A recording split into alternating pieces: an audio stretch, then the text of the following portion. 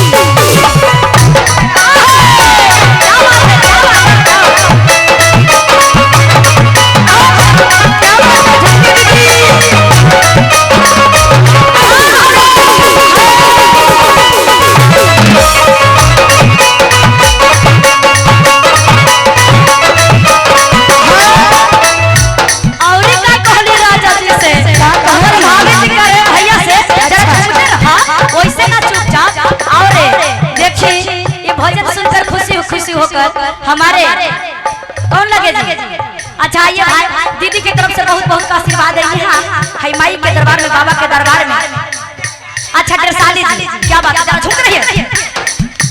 मिश्री लादा बेटा लादा बेटा लादा ये राजा जी, अरे मिश्री लादा बेटा लादा लादा ये राजा जी, मिश्री लादा बेटा लादा बेटा लादा ये राजा जी,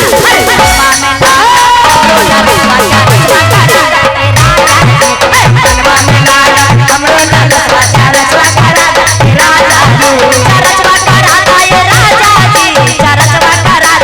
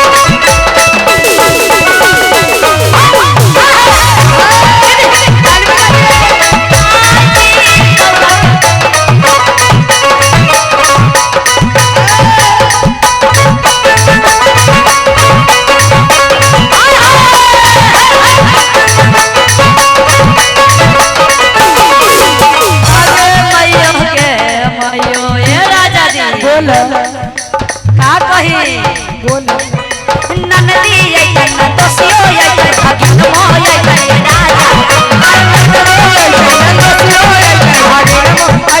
राजा ननदी ऐतन दोसियो ऐतन भगिन मोय ऐतन राजा मनवा में लागा हमरो ललवा भगिया का राजा रे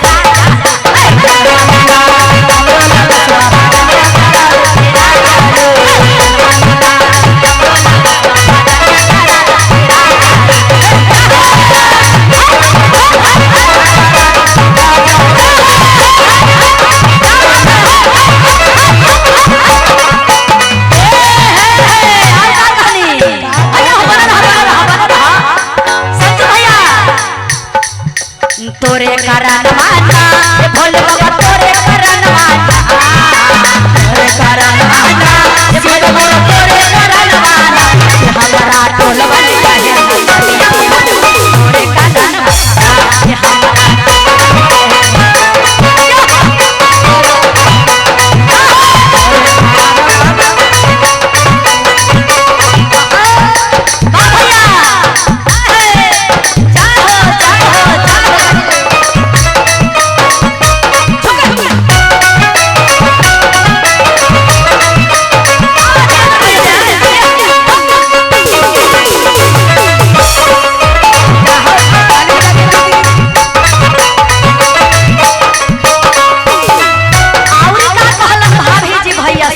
मम्मियो ऐतन पापो ऐतन भाभियो ऐतन ये राजा जी अरे मम्मी ऐतन पापा ऐतन भैया ऐतन मम्मियो ऐतन पापो ऐतन भाभी ऐतन ये राजा जी अरे शिवा गुरु के हर समाचार राजा राजा ए राजा शिवा गुरु के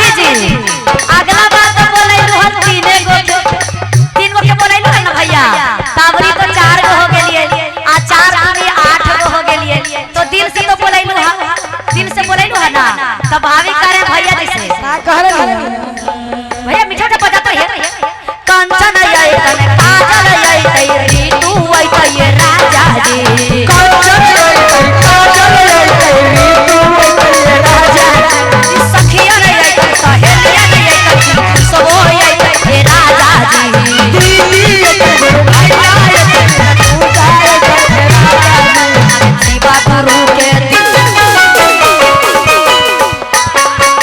शिवा गुरु के